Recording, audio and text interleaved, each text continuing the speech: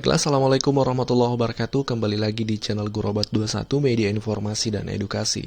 Bapak Ibu, di video kali ini kami akan share terkait informasi atau isu atau pertanyaan yang beredar ya. Jika daftar P3K, katanya tidak bisa daftar lagi PNS.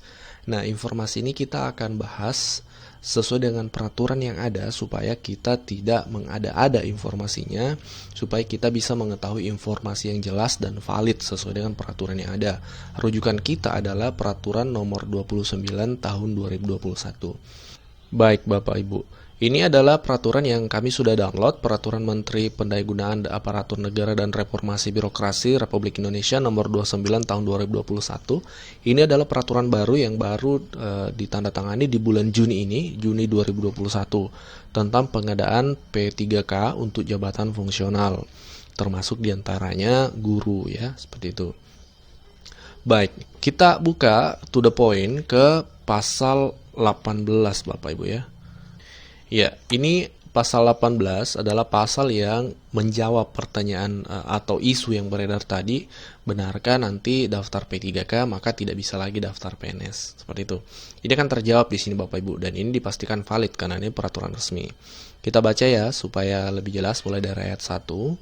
Pelamaran sebagaimana dimaksud dalam pasal 11 huruf C dilakukan secara daring melalui SSCASN dan disertai dengan proses pengunggahan dokumen yang dipersyaratkan secara elektronik. Jadi Bapak Ibu, nanti ketika daftar P3K itu nanti full online, artinya Anda nanti tinggal mengunggah atau mengupload dokumen persyaratan itu secara online di portal ini, SSCASN. Kelebihannya melalui sistem ini Bapak Ibu nanti tidak perlu lagi secara fisik misalnya berkunjung ke salah satu tempat dinas tertentu atau apa, misalnya untuk mengumpulkan berkas. Ini sudah beberapa tahun terakhir menggunakan sistem itu, jadi Bapak Ibu tinggal di rumah saja mengupload berkas saja di portal ini. Ini sangat memudahkan tentunya. Nah, ini ayat 2 terkait dengan isu tadi. Pelamar dapat melamar pada satu jenis jalur kebutuhan ASN, yaitu PNS atau P3K, pada tahun anggaran yang sama. Jadi, nanti Bapak Ibu bisa melamar salah satunya nih, baik PNS atau P3K pada tahun anggaran yang sama. Di sini redaksinya melamar satu jenis jalur jabatan ya. Tidak dikatakan dua. Di ayat 3 akan lebih jelas lagi Bapak Ibu. Pelamar sebagaimana dimaksud pada ayat 2 ini hanya dapat, kami tanda ya, hanya dapat melamar pada satu instansi dan satu kebutuhan jabatan. Nah, jadi bahwasanya perlu diketahui, dipahami bahwa ternyata ketika tahun anggaran ini, misalnya tahun anggaran 2021 itu, Anda hanya bisa memilih Bapak Ibu, mau daftar PNS atau mau daftar P3K. Seperti itu. Tidak dibenarkan untuk memilih dua-duanya pada tahun anggaran yang sama, seperti itu. Pada tahun anggaran yang sama tidak bisa. Ini sudah dikatakan bahwasanya hanya dapat melamar pada satu instansi dan satu kebutuhan jabatan. Selain satu memilih harus PNS atau P3K, juga tidak boleh mendaftar di dua instansi ya. Harus pada satu instansi saja. Nah, jadi sebenarnya peraturan ini menjawab isu yang beredar bahwasanya memang untuk tahun anggaran yang sama, ya, tahun anggaran yang sama, sekali lagi, Anda tidak boleh memilih, misalnya di bulan ini terbuka pendaftaran P3K, Anda daftar P3K. Bulan Agustus terbuka PNS misalnya Anda daftar PNS lagi, tidak bisa, karena peraturan ini menjelaskan hal tersebut. Kita lanjut ke ayat 4. Dalam hal pelamar, sebagaimana dimaksud pada ayat 2, diketahui melamar lebih dari satu instansi dan atau satu jenis jabatan dan atau jenis jalur kebutuhan PNS atau menggunakan dua nomor identitas kependudukan yang berbeda, yang bersangkutan dianggap gugur dan atau dapat dikenakan sanksi sesuai ketentuan perundang-undangan.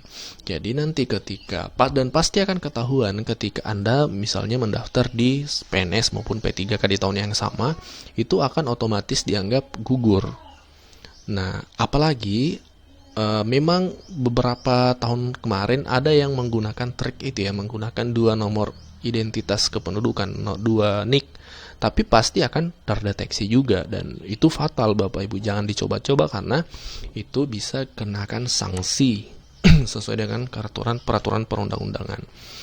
Jadi, kesimpulan dari pembahasan kali ini Bapak Ibu, ketika tahun ini dibuka pendaftaran P3K dan PNS, maka Anda hanya dapat memilih salah satunya, atau melamar salah satunya. Anda mau PNS atau Anda mau P3K, seperti itu. Ini berlaku untuk jabatan fungsional ya, baik guru, ya tenaga medis juga, kesehatan juga termasuk jabatan fungsional. Jadi, tentu dengan pertimbangan yang matang, Anda harus berpikir, harus think it over, mempertimbangkan dengan baik, Anda mau daftar P3K atau daftar PNS. Nah, seperti itu. Memang P3K kelebihannya, kalau khusus guru tahun ini, itu kuotanya besar. Kalau untuk PNS tahun ini, PNS guru ya, itu belum ada info resmi apakah ada atau tidak. Bahkan cenderung pemberitaan itu di media-media nasional menjelaskan bahwasanya tidak ada CPNS guru tahun 2021 ini. Yang ada adalah P3K. Jadi kalau memang hanya ada P3K, berarti guru tidak perlu dilema ya. Tidak ada istilah dilematis dalam menentukan pilihan, karena memang opsi hanya ada satu.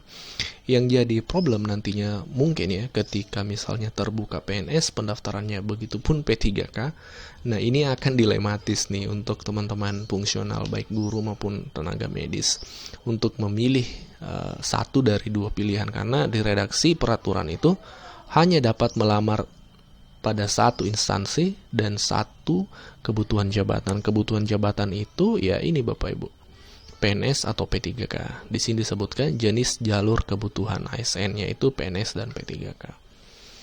Oke, demikianlah pembahasan kita pada video kali ini. Semoga ini bisa jadi pencerahan ya Bapak Ibu. Jadi kami sampaikan, ketika ada isu, tolong Bapak Ibu kembali ke peraturan yang resmi. Jangan sekedar mendengar informasi yang katanya atau kata si A, kata si B, itu bisa menjadi blunder informasinya. Insya Allah melalui channel ini kami akan bantu senantiasa menyajikan informasi dengan sumber-sumber yang valid dan sumber-sumber yang jelas. Kami mengutamakan peraturan-peraturan yang berlaku. Semoga video ini bermanfaat. Bagi Bapak Ibu yang ingin komentar atau berdiskusi, silahkan komentar. Kita sharing di kolom komentar, dan kita merajut tali silaturahmi di kolom komentar. Terima kasih dan Assalamualaikum warahmatullahi wabarakatuh.